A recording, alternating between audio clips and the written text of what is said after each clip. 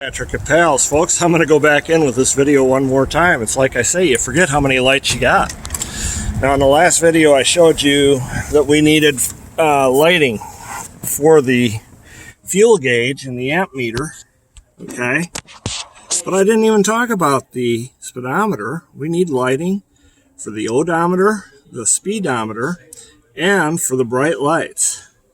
Bright lights are that little guy right up there that turns red when you hit the foot switch. And of course, this has got a foot switch to turn your bright lights on. It's right there, okay?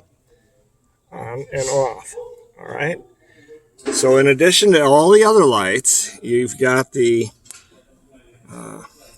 charging gauge, you got your cold and hot, which is your coolant, you got your turn signal. Over here, you've got your fuel gauge and the oil pressure.